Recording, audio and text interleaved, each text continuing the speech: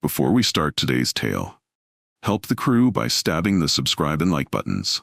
Your support is the wind to our sails. If there's one thing you learn as a pirate, it's to savor the quiet moments. They're as rare as a pearl in an oyster and twice as precious. That's where we were that night, anchored in a hidden cove off the northern coast of Hispaniola. The moon hung low and heavy, painting the calm waters silver, while my crew celebrated the spoils of our latest venture.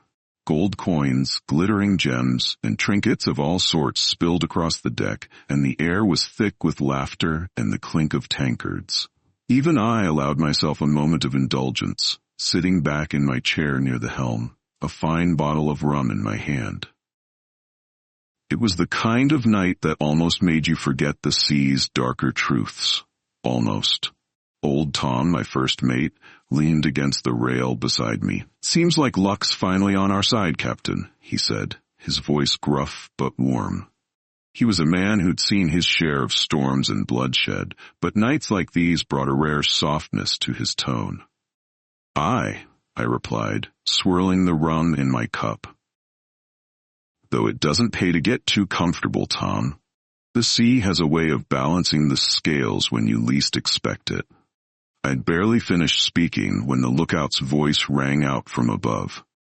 "Sails on the horizon." The revelry on deck stopped as if someone had cut the strings on a marionette. Every head turned to the dark waters beyond the cove. I stood, grabbing my spyglass and aiming it toward the horizon.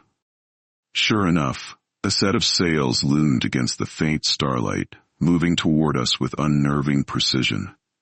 "Merchant or menace?" I muttered, though deep down I already knew the answer. The sails were black as night, blending with the darkness like a predator stalking its prey. There was only one ship I knew of that sailed under such a banner. "The Black Thorn," Old Tom said, his voice laced with dread. A ripple of unease spread through the crew as the name passed from mouth to mouth. The Blackthorn wasn't just a ship, it was a legend, a ghost story told in hushed whispers over campfires. And the man who commanded her, Captain Silas Kane, was as much monster as he was man. Ruthless, cunning, and cruel, he'd carved a bloody path across the Caribbean, leaving behind tales of betrayal and massacre. I lowered the spyglass, my grip tightening around its handle.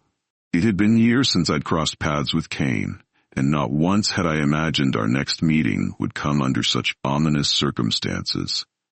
"Raise the anchor," I ordered, my voice cutting through the tense silence. We're not waiting to see if they come bearing gifts. The crew sprang into action, the spell of celebration broken as swiftly as it had begun.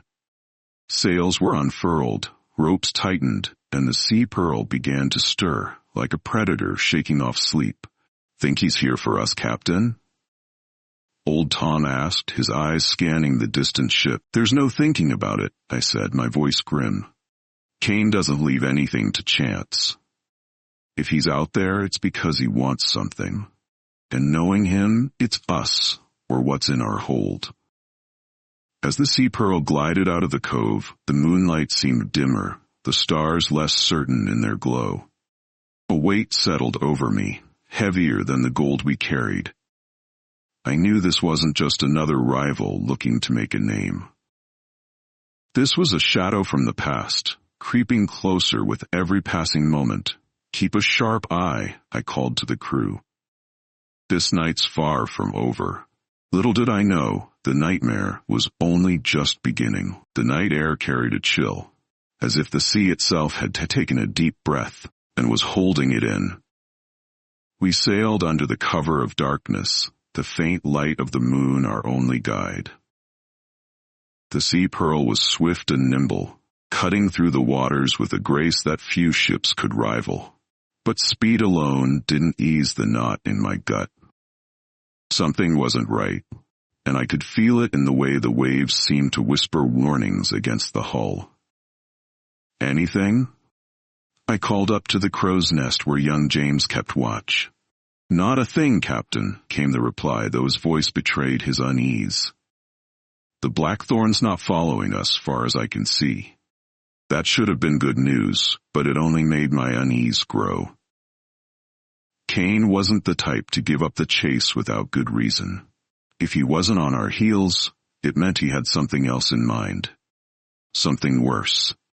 As if on cue, the sound of creaking wood and hurried footsteps reached my ears.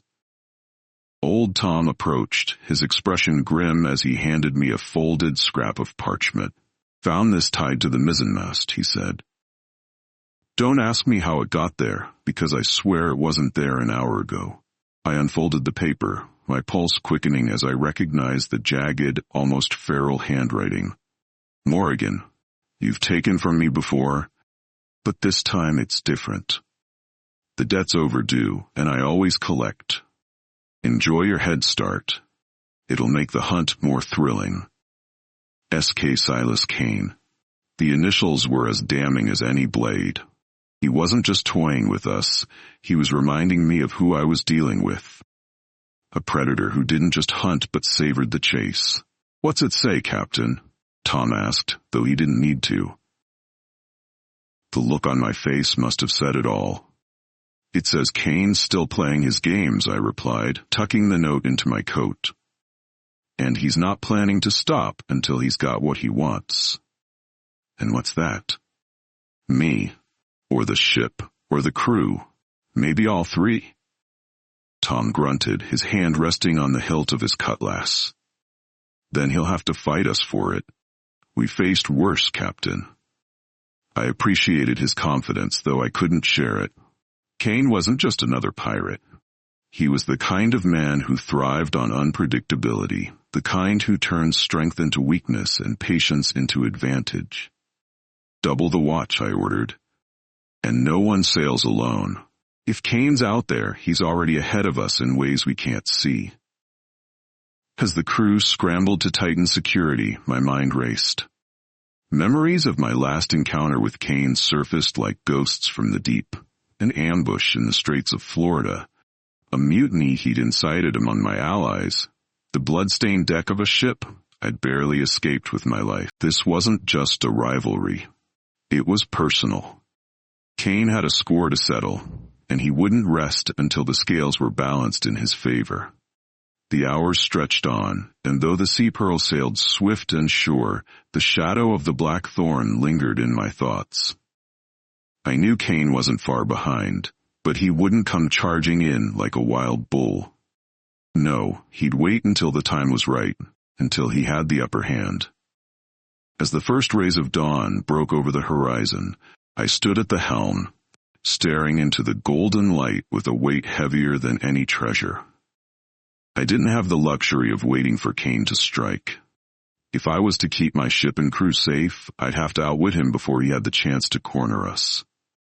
Silas Kane, I muttered under my breath. You want a game? Then let's play. The Sea Pearl glided into a cove as the morning sun burned away the remnants of dawn, painting the water with golden streaks. The bay was quiet, sheltered by steep cliffs that rose like the walls of a fortress, their tops crowned with dense jungle. To any other crew, it would seem like an ordinary stop for repairs or restocking, but to me, it was the perfect place to prepare.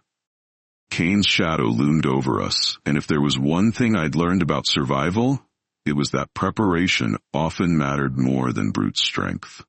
Anchor here, I ordered. Keep the cannons ready but covered. No one steps ashore without my say-so. The crew moved swiftly, their usual banter replaced by a silence heavy with anticipation. They'd seen me like this before, calculating, measuring every move.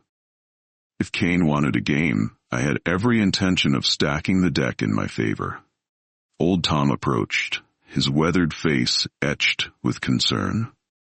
You think he's close, Captain? Close enough, I replied. Kane doesn't leave warnings unless he's already plotted his next move. He'll come when he's ready, and when he does, I want him walking into a trap, not the other way around. Tom nodded, his hand brushing the hilt of his cutlass. "Then we'll be ready. What's the plan?" "The cliffs," I said, pointing toward the jungle above. "Send a few men to scout the area. If we can use the terrain to our advantage, we'll have a fighting chance.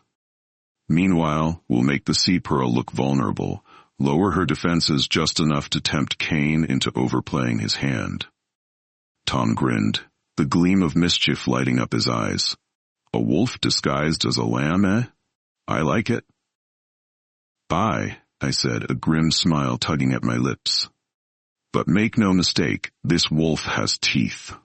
As Tom relayed my orders to the crew, I made my way to the cabin, spreading a map of the cove across the table. The cliffs offered natural defenses, but they also posed risks. If Kane's crew took the high ground, we'd be at their mercy. And Kane wasn't the type to overlook such a tactical advantage. "Captain," came a voice from the doorway. I turned to see young James, his face pale and his hands clutching a small bundle wrapped in cloth. He stepped inside, setting the bundle on the table. "What's this?" I asked. "Found it washed up on the shore," James said, unwrapping the cloth to reveal a black flag. The emblem was unmistakable, a jagged thorn piercing through a crimson heart, the black thorn. My jaw tightened as I examined the flag. It wasn't weathered or torn. It had been placed there intentionally, a signal that Kane was already watching us. "Well," I said, my voice steady despite the anger bubbling beneath the surface. "Looks like he's closer than we thought." James shifted nervously. "What do we do, Captain?" I folded the flag and handed it back to him. "We stay the course.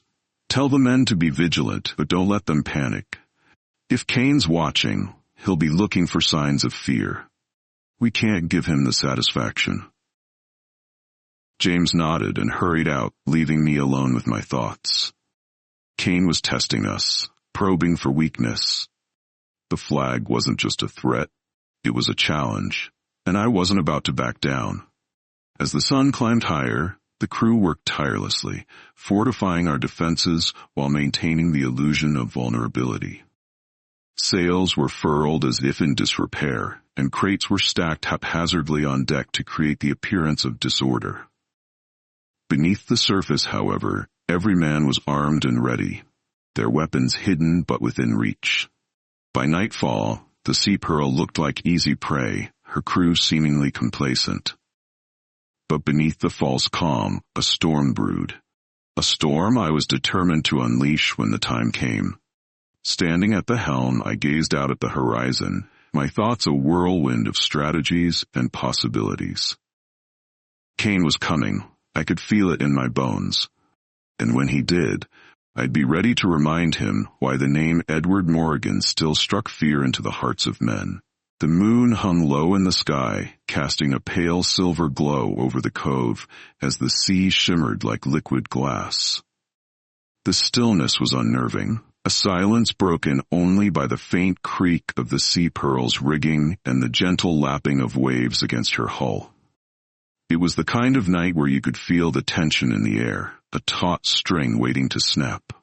"Captain," old Tom called softly from the deck below. Ship spotted to the west. I was at his side in moments, my spyglass trained on the dark horizon. There she was, slipping into view as though conjured by the moonlight itself. Her silhouette was unmistakable, a sleek, deadly predator cutting through the water with a grace that belied her ferocity. The Blackthorn. The ship seemed to glide closer, her black sails catching the faintest breeze, her deck alive with shadows of men ready for war. At her helm stood Kane, his figure stark against the dim light. Even from a distance, I could feel his eyes on me, like twin blades pressing against my skin. "Battle stations," I ordered, my voice low but firm. "Keep the ruse alive until I give the signal. No one fires until I say so." The crew moved swiftly, their movements precise and silent. To any observer, the Sea Pearl still appeared vulnerable, her defenses lowered, her crew unprepared. But beneath that facade lay a coiled serpent, ready to strike. As the Blackthorn drew nearer, a single cannon fired from her bow, the ball landing with a resounding splash mere yards from our hull. A warning shot. "Hold your fire," I commanded, my gaze locked on Kane. He was playing his part just as I'd anticipated. The warning shot was his way of announcing himself, of showing that he held the upper hand. But he didn't know the storm waiting for him. Moments later, a small boat was lowered from the Blackthorn, 4 men rowing toward us. At their helm sat a figure I recognized immediately, Kane's first mate, a wiry man with a cruel grin and eyes like shards of ice. "Permission to board," he shouted as they came alongside. "Granted," I called back, my tone even. The plank was lowered, and the men climbed aboard, their hands resting casually on their weapons. "Captain Kane sends his regards," the first mate said, his grin widening. "Does he now?" I replied, crossing my arms. "And what message does he bring this time?" The first mate stepped closer, his voice dropping low. "He wants you to surrender, Morrigan. No bloodshed, no unnecessary loss of life. Just hand over your ship and your treasure, and he'll let you and your crew go." I couldn't help but laugh, the sound sharp and cutting. Kane's generosity is touching, but I think we both know how this ends. The first mate's grin faltered, his hand tightening on the hilt of his cutlass. "You're playing a dangerous game, Morrigan. And you're out of time," I shot back, my voice cold as steel. With a sharp nod, I signaled Old Tom, who stood at the edge of the deck. The cannon fired with a deafening roar, the shot tearing through the night and striking the Blackthorn square in her side. Chaos erupted as Kane's ship lurched violently, her crew scrambling to return fire. "Take them," I shouted, drawing my sword. My crew surged forward, overwhelming the boarding party in a flash of steel and fury. The first mate lunged at me, his blade a blur of motion. I parried and countered, our swords clashing with a rhythm that echoed the chaos around us. The deck of the Sea Pearl was a battlefield, the roar of cannons and the clash of steel echoing through the night. Flames flickered in the distance as the Blackthorn struggled to regain control, her crew firing back in a desperate attempt to even the odds. Amidst the chaos, I saw him, Captain Kane, boarding my ship with the ferocity of a storm. His entrance was impossible to miss, the man commanding attention like a shadow come to life. He strode through the fray, his twin sabers gleaming under the moonlight, cutting down any who dared to block his path. His eyes locked onto mine, a smirk curling his lips as though he had already won. "Morrigan," he bellowed, his voice carrying over the chaos. "Face me, if you've the spine for it." I didn't hesitate, my blade already drawn as I stepped forward to meet him. The world seemed to narrow to just the two of us, the cacophony of battle fading into the background. "So the great Captain Kane finally shows himself," I said, my tone edged with mockery. "What took you so long? Lost your nerve?" He chuckled darkly, his sabers spinning in a fluid motion. "You've always had a sharp tongue, Morrigan. Let's see if your sword can match it." With that, he lunged, his blades slicing through the air with deadly precision. I met him head-on, parrying his strikes with practiced ease. Each clash of steel sent vibrations through my arm, the sheer force of his attacks a testament to his skill. Kane was a fighter unlike any I'd faced before. His movements were calculated, his strikes relentless, and his grin never wavered. He was toying with me, testing my limits, waiting for me to falter. But I didn't falter. I couldn't. Not with my crew's lives depending on me. "You've made a mistake coming here, Kane," I said, deflecting a particularly vicious strike. "The Sea Pearl isn't some merchant ship for you to plunder." "Is that so?" he sneered, spinning one of his sabers to slash at my side. I dodged, countering with a thrust that nicked his shoulder. He hissed in pain, his smirk faltering for the first time. "Impressive," he admitted, his voice laced with grudging respect. but it'll take more than that to stop me. The duel raged on, each of us pushing the other to the brink. Kane's strength was undeniable, but I had something he didn't, a connection to my ship, my crew, and the sea itself. Every step I took, every swing of my blade, was guided by a purpose greater than myself. Our swords locked, the force of it bringing us face to face. "You're good, Morrigan," Kane growled, his breath hot against my face. "But I'm better." "We'll see about that," I replied, twisting my blade to break the lock and driving him back. The tide of the battle around us began to turn. My crew, emboldened by the sight of their captain holding his own, fought with renewed vigor. The Blackthorn's men faltered, their morale waning as the realization of their captain's plight set in. Kane roared in frustration, his attacks growing wilder, more desperate. He lunged again, leaving himself open.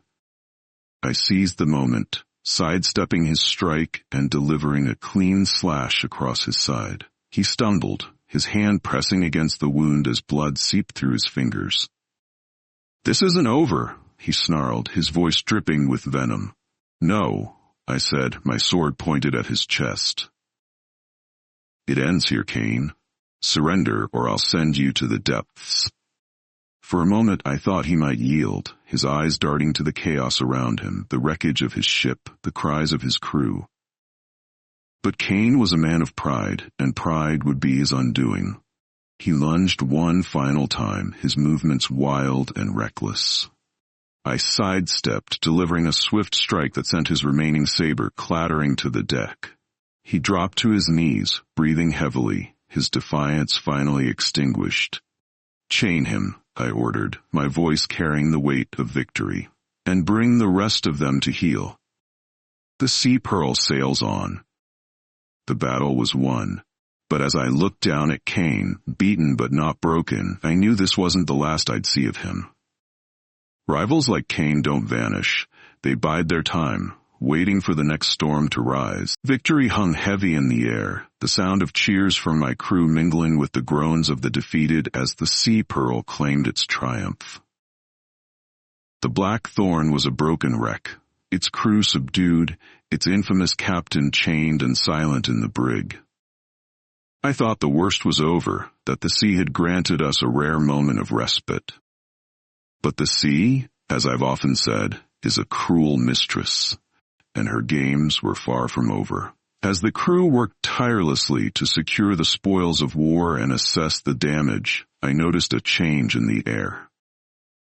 Not the kind brought on by an approaching storm, but a shift in the demeanor of my men. Eyes darted nervously, whispers passed between them, and loyalty, so fierce in the heat of battle, seemed to waver like the flickering of a weak flame. It began subtly.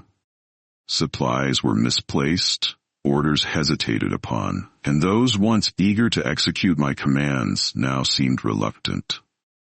My first mate, Old Tom, was the first to voice what I'd already begun to suspect. "Captain," he said, his voice low as we stood by the helm, "something ain't right. There's whispers among the crew, talk of a bargain." "A bargain?" I asked, my gaze sharp. "Speak plainly, Tom." He hesitated, glancing around to ensure we weren't overheard. "Some of the men, they think Kane's got an offer. That riches? Pardon from the crown. He's poisoning their minds, Captain, twisting them against you. Kane. Even locked away, the man found a way to sow discord. I should have thrown him overboard when I had the chance, but curiosity and pride had stayed my hand. Now it seemed my mercy was coming back to haunt me. I wasted no time confronting the traitor in our midst. Descending into the brig, I found Kane sitting cross-legged, his chains clinking softly as he looked up with that infuriating smirk. "Ah, Captain Morrigan," he said smoothly. "Come to gloat or perhaps to listen?" "Listen," I growled, stepping closer. "You've been busy, Kane, spreading lies among my crew, turning them against me." "Lies?" he said, his tone mockingly innocent. "I've done no such thing. I've merely conversed. A man in chains has little else to do, after all. And your men, well, They seem eager to hear what I have to say. I grabbed him by the collar, pulling him close enough for our noses to nearly touch. Whatever you've promised them, it ends now. You'll not take my ship, Kane, but his smirk only widened. Your ship, oh Morrigan, you've been blind to the truth. Loyalty bought by fear is no loyalty at all. And you, my dear captain, have ruled by fear for far too long. The words stung because they held a kernel of truth. I'd always known fear was a poor foundation for loyalty, but survival demanded harsh measures. Now those measures were unraveling. I ordered a lockdown, confining the crew to quarters and doubling the watch. Kane's influence needed to be stamped out before it took root. But the seeds of betrayal had already been sown, and it wasn't long before they bore fruit. That night, as I stood at the helm scanning the horizon, a shout rang out. Mutiny! I spun around to see a group of men, weapons drawn, storming the deck. At their head was Jonas, a seasoned sailor I'd trusted for years. Jonas? I asked, disbelief coloring my voice. What is the meaning of this? Sorry, Captain, he said, though his tone held little regret. We've made a deal with Kane. A pardon, riches, and a chance to sail free of your tyranny. Tyranny? I barked, drawing my sword. Is that what he's told you? That you'll be free under the crown's boot? You're fools if you believe him. But reason had no place here, not with greed and fear driving their actions. The mutineers advanced, and I had no choice but to defend my ship. The battle was swift and brutal. Those loyal to me rallied, their shouts of defiance clashing with the cries of betrayal. Steel met steel, blood staining the deck as friends became enemies. Amidst the chaos, I fought my way to Kane's cell, determined to end his influence once and for all. He was waiting, the chains around his wrists and ankles undone, his smirk as smug as ever. Captain, he said, inclining his head mockingly. Fancy meeting you here. You orchestrated this, I snarled, my blade pointing at his chest. It ends now. Oh, it does, he said, stepping closer despite the threat of my sword. But not the way you think. Before I could react, one of the mutineers appeared behind me, striking a blow that sent me to my knees. Kane leaned down, his expression triumphant. Goodbye, Morrigan, he said. It's been a pleasure. As darkness closed in, I felt the ship lurch beneath me, the sounds of battle fading into the distance. Kane and his mutineers had won. Or so they thought. When I awoke, my head throbbed like the pounding of cannon fire, and the taste of blood lingered on my tongue. The brig greeted me with its cold, damp embrace, a reminder of the treachery that had unfolded. My hands were bound, and the faint echo of boots above told me that the ship's command now rested in the hands of mutineers. They'd locked me in my own prison, a bitter irony not lost on me. Through the bars, I could see others who had stayed loyal, old Tom among them, his face bruised but his eyes still defiant. Captain, he whispered when he saw me stir. Thought they'd finished you off. Glad to see they didn't. I'm not so easy to kill, I replied, though my voice was hoarse. What's the situation? They've handed the ship to Kane, Tom said, spitting on the floor as if the name tasted foul. But not everyone's happy about it. Some of the men are already regretting their choice. Kane's not the leader they thought he'd be. That was the opening I needed. A mutiny born of promises can falter just as easily as it begins, especially when those promises prove hollow. I taught my crew to be sharp, and that sharpness could cut both ways. Tom, I said, leaning as close as the bars allowed. We're not done yet. Gather the loyalists, quietly. When the time comes, we'll take back what's ours. He nodded, determination rekindling in his gaze. Aye, Captain. We'll be ready.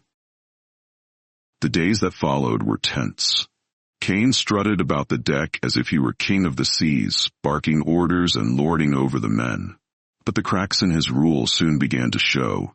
He lacked discipline, his leadership built on fear and greed rather than respect. Supplies were mismanaged, morale plummeted, and the men began to grumble. Cain, in his arrogance, dismissed their complaints, believing his hold on them unshakable. It wasn't long before the whispers reached me. Loyalists within the crew passed along news of unrest, of men beginning to question their choices. Even those who had sided with Cain now saw him for what he was, a snake in a captain's coat. One stormy night, as the ship tossed on restless seas, the moment to strike came. The crew's discontent had reached a boiling point, and Cain's mistakes had fanned the flames of rebellion. All I needed was the right spark to ignite. The storm howled as I stood in the brig, awaiting the signal. Lightning illuminated the ship in flashes, revealing the chaos above. A faint whistle pierced the din, the signal from Tom that the Loyalists were ready. With a concealed blade passed to me by a sympathetic sailor, I freed myself and made my way above deck, moving like a shadow through the ship. The air was thick with tension, the storm mirroring the conflict brewing among the crew. Cain stood at the helm, shouting orders, his voice barely audible over the wind. He didn't notice as Loyalists emerged from below, weapons drawn, their numbers swelling as dissenters joined their ranks. "Cain," I roared, stepping into the open. The storm carried my voice, silencing the murmurs and drawing all eyes to me. His head snapped around, surprise flickering across his face before it twisted into a sneer. "Still alive, Morrigan?" he called, his tone mocking. "You're as stubborn as a barnacle. And you're as slippery as an eel," I shot back, advancing toward him. "But your time's up, Cain. The Sea Pearl isn't yours to command." The crew watched, their allegiance teetering on a knife's edge. Cain laughed, though the sound was hollow. "You think they'll follow you?" he said. "They chose me over you once. Why would they change their minds now?" "Because they see you for what you are," I replied, my voice steady. "A coward and a liar. You promised them the world, but you've given them nothing but chaos. The Sea Pearl deserves better, and so do they." A murmur of agreement rippled through the crowd. Cain's confidence wavered, his grip on the helm tightening as his authority slipped away. The confrontation escalated quickly. Cain drew his sword, and I met him with my own, the storm raging around us as steel clashed against steel. The crew formed a ring, their faces illuminated by the lightning, their loyalty to be decided by the outcome of our duel. Cain fought with the ferocity of a cornered animal, his strikes wild and desperate. But desperation is no match for skill, and I'd spent my life honing mine. "You'll never have my ship," I said through gritted teeth, parrying a blow and countering with a slash that left him reeling. "It's not your ship anymore," he spat, lunging again. "It belongs to the sea now."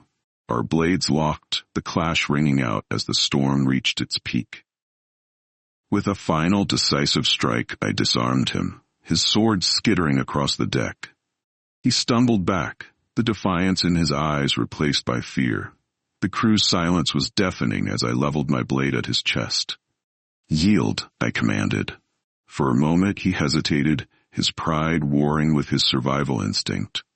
Then, slowly, he sank to his knees. The crew erupted in cheers, the Loyalists and repentant mutineers alike rallying behind me. Cain was bound and thrown into the brig, his reign of deceit at an end. As I stood at the helm, the storm beginning to abate, I felt the weight of command settle back on my shoulders. The Sea Pearl was mine once more, her course set by hands that knew her worth. Looking out over the deck, I addressed the crew, my voice firm but fair. "Let this be a lesson to all of you," I said. "Loyalty isn't something to be bartered or betrayed. We are a family, bound by the sea and the battles we face together. Betrayal weakens us, but unity makes us strong." The cheers that followed were a balm to the wounds of betrayal. A promise that the bond we shared was stronger than the storms we faced.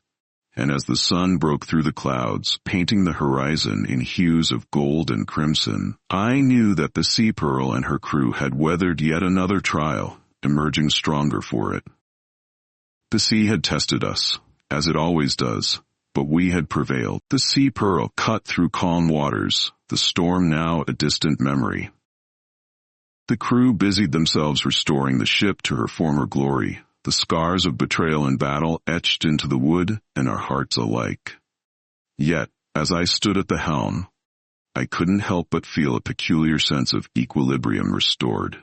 Kane's mutiny had fractured us, but our victory had forged something stronger. The men and women aboard this ship were more than a crew. They were a family bound by trials only we could understand. That bond had been tested and had held fast, stronger than steel. Below deck, Kane sat in the brig, stripped of his command and his bravado. I visited him once, standing silently as he glared at me through the iron bars. "You've won, Morrigan," he said at last, his voice bitter. "But for how long? The sea doesn't favor men like you forever."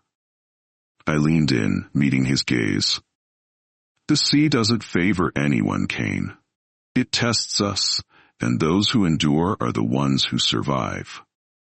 You failed that test, not because of the sea, but because of yourself." He turned away, his silence telling me all I needed to know. Kane's fate was sealed, not by my hand, but by his choices. The crew would decide what to do with him at the next port. For now, he was no longer my concern. The days that followed were spent in hard labor and quiet reflection.